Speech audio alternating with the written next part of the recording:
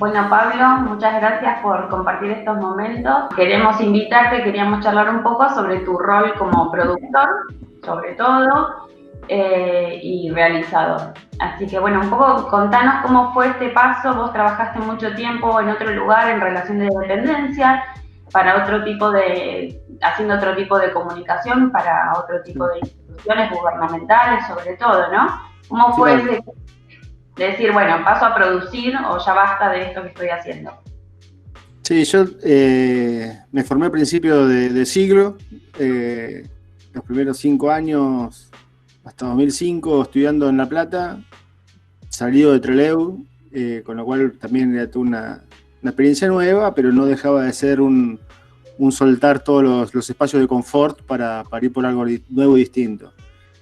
Con la gran incógnita al principio de esa crisis de 2001, que fue tan terrible que casi nos quedamos sin universidades, que en ese momento había solamente 6 en el país, que prácticamente nos quedamos sin poder avanzar, y fue un año también muy caótico y de lucha para no perder las esperanzas y la ilusión de poder hacer lo que a uno le gusta y formarse en eso y trabajar en eso.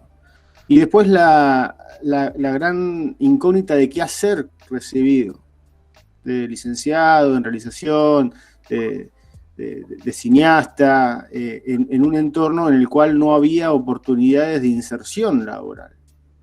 Teníamos muy pocos canales de televisión, cada vez era mucho más segmentado todo. Yo siempre tomo esta analogía, digamos que en esa época hacer cine o entrabas por acomodo o entrabas de trapo de piso, digamos, pero que no había un punto intermedio. Y incluso en las líneas de fomento en esa época, para acreditar, en el último año tenías que haber estrenado 2 largometrajes, un largometraje, 3 largometrajes, depende del rol que ocupabas, lo cual hacía imposible la inserción de las nuevas generaciones en ese entorno. La acumulación de experiencia en ese entorno. Entonces, bueno, la oportunidad que a mí me dio es, bueno, en esa época es ver la beta, qué puedo hacer en el sector audiovisual, y encontré una posibilidad de crear unidades de corresponsabilidad periodística, que no era lo que a mí me gustaba, que tenía mucho más que ver con el periodismo, pero que me permitían hacer cuestiones audiovisuales y vivir del audiovisual, que en definitiva era el eje que yo elegí para desarrollarme en la vida.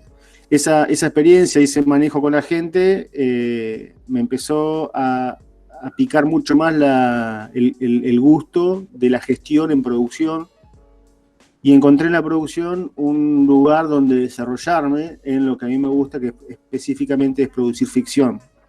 Este desarrollo lo empezamos a ver posible después de la sanción de la Ley de Comunicación Audiovisual.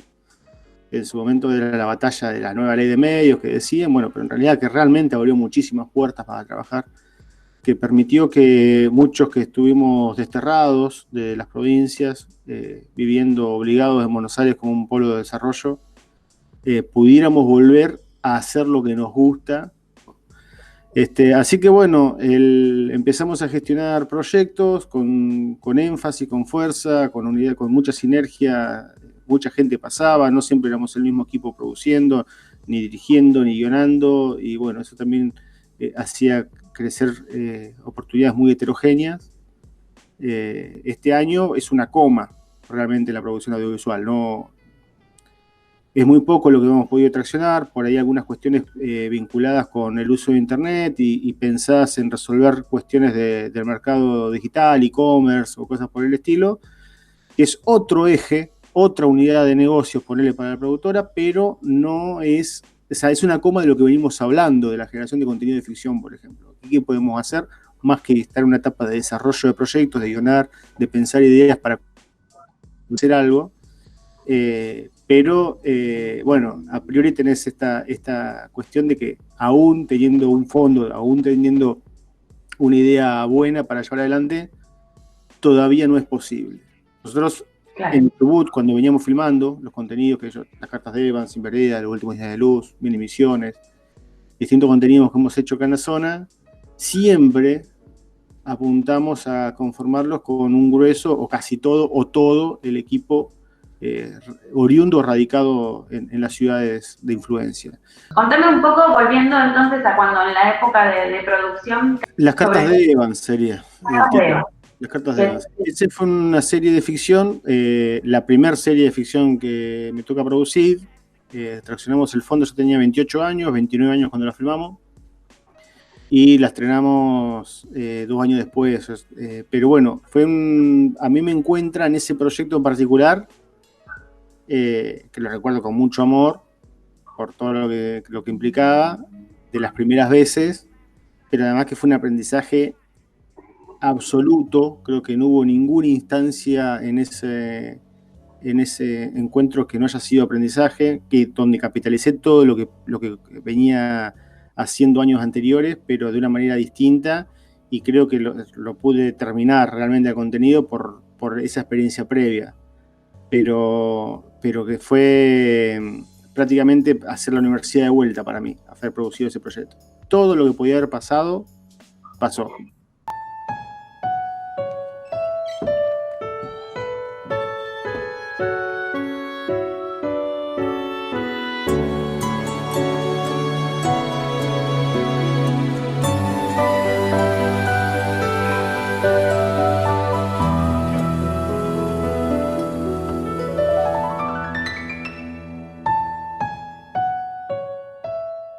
¿Qué es lo que quiere entender?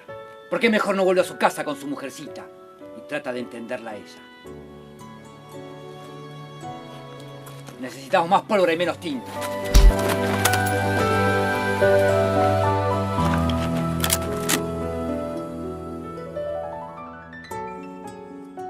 Es un indio, carajo. ¡Córrete y digan eso! ¡Corra!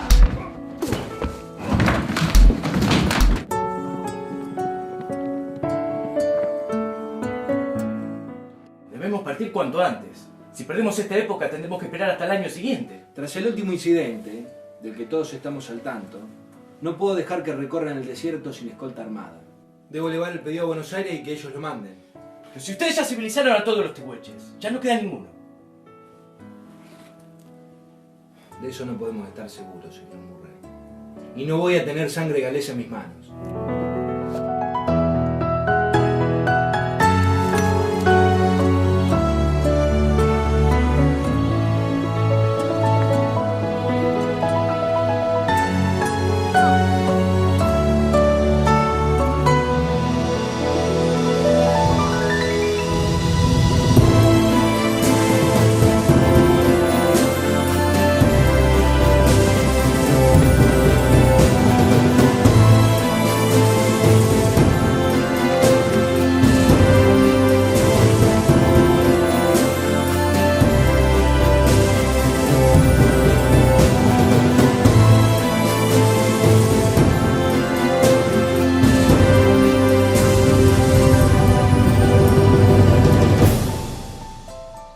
Vine a que me disculpe.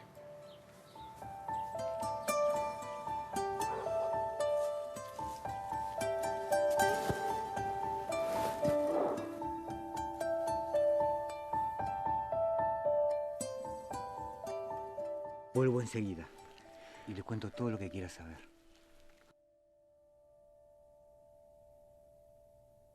Y bueno, y generamos un contenido de época, de ficción. El 80% del material de los 8 capítulos es ambientación histórica en la década del 80 del siglo XIX, con una historia ficcionada sustentada en hechos reales. O sea, el segundo plano de la historia son todas cuestiones que realmente acontecieron: la llegada de Fontana, la campaña, la matanza del desierto, la llegada de los rifleros al Valle 16 de Octubre, la llegada del tren, bueno, en un asentamiento colonial de los galeses en la zona, que era en pocos años antes de lo que fue la época de esplendor, la época de oro de la colonia en la zona, con lo cual ya tenías bien asentada, arraigadas las raíces, y tenían muchos matices para llevarlo adelante que lo hacían único. La mayoría del elenco, casi todo, era oriundo radicado en la zona, los protagonistas y eso. solamente una actriz y protagonista y un actor secundario venían de afuera. El actor era uno que siempre actuaba ad honorem en La Plata en la época de formación, con lo cual fue como un reconocimiento. Bueno, lo traemos por esta cuestión. Interpretaba a Fontana, que además era otro de los personajes argentinos que venía de afuera, digamos, venía sin conocer el terreno. Como que le encontramos un matiz también por ese lado de que de armarlo de esa manera. El contenido ese fue pasado por muchos canales. El programa era para el BACUA, para el Banco de Contenidos Audiovisuales argentino, y en esa línea los productores teníamos poco peso en la distribución. Era la segunda línea que daba el plan de fomento y todavía no estaba resuelto bien cómo se hacían la parte de distribución. La prioridad la tenía el Estado, y bueno, el Estado lo movía como quería y pasó a través del BACUA por creo que 25 canales en el país. Bueno, se vio bastante. Ahora está disponible en Contar, en una plataforma gratuita del gobierno, pero que tenés que tener cuenta, cont.ar, y se puede ver ahí bajo demanda, digamos, así que no, el que tenga ganas, interés de volver a verla o de verla por primera vez, está disponible en territorio argentino solamente, para verla de esa manera. ¿Y llegó al extranjero? ¿Estaban en eso haciendo una...? En el marco del sesquicentenario, de los 150 años de cumplirse el desembarco de los galeses en la Patagonia, iniciamos el doblaje al galés del contenido. Lo hicimos también con voces radicadas en la zona. Había una mujer galesa que interpretaba a la traductora, lo cual nos venía perfecto porque hablaba un galés recontra fluido y bien. Y bueno, jugábamos en el doblaje, que también fue una experiencia tremendamente positiva para mi gusto, porque todos los que lo doblaron, bueno, la mayoría no tenía nada que ver con la actuación. Entonces se encontraban por ahí jugando a interpretar a alguien en la imitación de los gestos, de los tonos, de los matices, que realmente quedaba muy bien. De hecho, hay personajes en los cuales me gusta más escucharlos y ver la actuación, pero escucharlos en la versión galesa por la conjunción del tono armónico de la voz con el matiz del personaje, que por ahí queda mejor. Me da la sensación como productor que por ahí quedan mejor que en la versión original. Bueno, otros que no, que quedan mejor en la versión original, pero en la versión original el castellano no estoy del todo conforme con el sonido final que quedó. Cómo se escucha, siento que como productor que se escucha el corte, que por ahí puede ser que el espectador común no se dé cuenta, pero el que está acostumbrado a la parte técnica siente el corte del plano el cambio de plano en el sonido, y eso por ahí es algo que quizás si lo hubiésemos doblado también al castellano por los mismos actores hubiese quedado mucho más puro. Bueno, en ese momento era imposible, es un proyecto que no nos fue económicamente eficiente, nos quedamos gastando deuda, bueno, pero no podíamos sumarle otras alternativas. Y en la versión de doblaje, bueno, tuvimos la suerte de poder moverlo, el contenido doblado al galés, lo cual fue también altamente positivo. Bien. ¿Y el año pasado también estrenaron una película? Sí. El año pasado fue con otra serie, pero lo hicimos en modo película. Sí, o sea, a partir del año 2017, los contenidos que íbamos haciendo los empezamos a pensar en híbridos de formato. Que puedan ser series, si estamos aplicando para una línea de serie, pero que la curva dramática sostenga verlas de continuado como una película. A mí me pasó, te hago un retroceso antes de avanzar sobre este otro contenido, pero con las cartas de Evans, una de las funciones que hemos hecho en el marco del sesquicentenario, cuando la pasamos en muestras, es hacer doble función de 4 capítulos más 4 capítulos. Lo que encontraba que era extremadamente repetitivo los títulos. Cada 15 minutos, 20 minutos tenías un título de corte o de cierre o de apertura, y lo cual lo hacía largo a la emisión. Entonces digo, bueno, pensemos que esto se pueda llegar a consumir de otra manera. Entonces en 2017 tuvimos la oportunidad de filmar una serie web, contenidos cortos, ¿no? De capítulos de 8 minutos estamos hablando. Iban a ser 13, terminaron siendo 20. Iba a ser 90 minutos, terminaron siendo 180. Entonces, bueno, como que hicimos prácticamente, decimos, bueno, esto son 2 o 3 películas en una. Y la curva dramática de ese relato era un largometraje. O sea, todo funcionaba perfectamente bien como un largometraje que después lo cortábamos como serie. Pero si se veía de continuado, vos ves una película en la intensidad dramática, tenés perfectamente marcados los actos, y eso fue lo que nos gustó, porque podíamos mostrarlo todo de continuado en el cine sin los cortes, podíamos verlo en 2 o 3 episodios en televisión, podíamos moverlo como una serie web, en un híbrido de formato. Y el que hicimos el año pasado, que estrenamos el año pasado, en 2019, lo filmamos en el verano 2018-2019, entre diciembre, enero y febrero, y lo estrenamos el último domingo de diciembre de 2019. Hicimos el estreno en Rawson, en el cine de Rawson.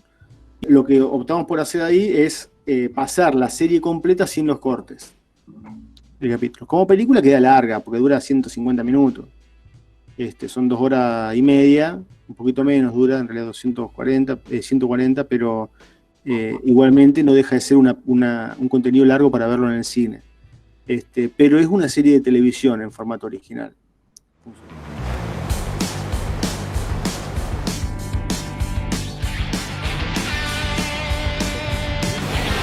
Tu palabra contra la mía.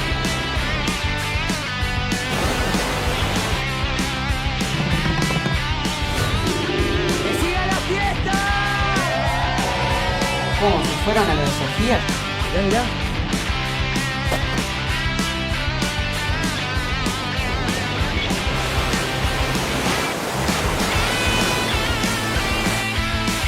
¿Y?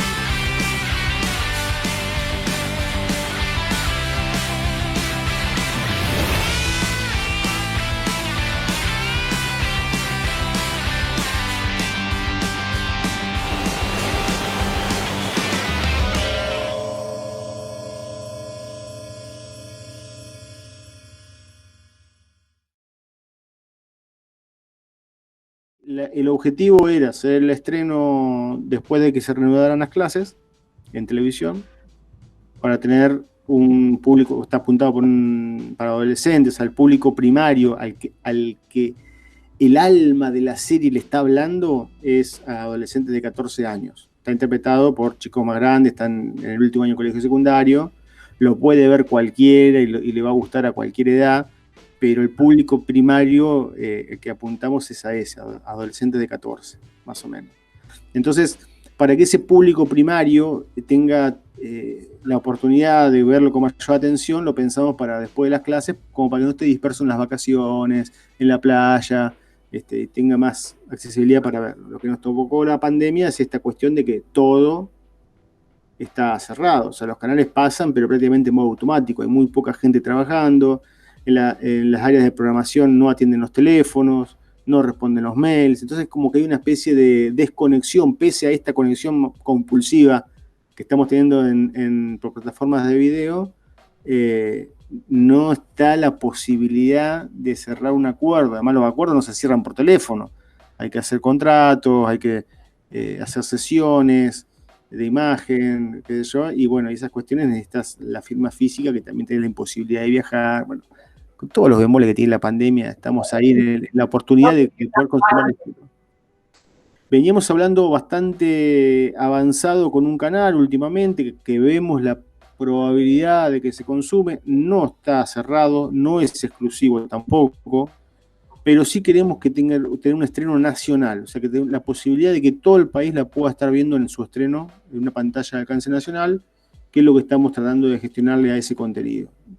De no lograrlo, lo que sí vamos a hacer este año es, como mínimo, hacerlo regional al estreno en las pantallas que podamos en la provincia, de tal manera de que no pierda vigencia tampoco en la edad de los actores la posibilidad de verse, aunque ya tuvieron 2 funciones, por lo menos en el cine, en la cual lo podemos comunicar. Ese contenido Sin Vereda se llama, Sin Vereda.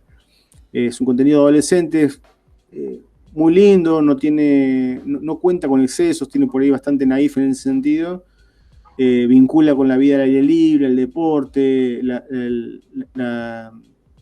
la bondad de las personas, o sea, tiene mensajes positivos que van traccionando bien la historia. Y bueno, y en segundo plano hay, por supuesto, cuestiones de identidad de género, tienen cuestiones muy feministas en algunas cosas, tiene otras que están vinculadas al bullying, que están en segundo plano, que se van superando a medida que van trascendiendo el relato y que van a confluir en una cuestión armónica propia para la edad que estamos apuntando. Tener conciencia también en la edad en lo que estamos diciendo y sin tirarnos por temáticas que pueden llegar el día de mañana a tener una censura de público o de horario de televisación. Bueno, se puede pasar en cualquier horario para todo público.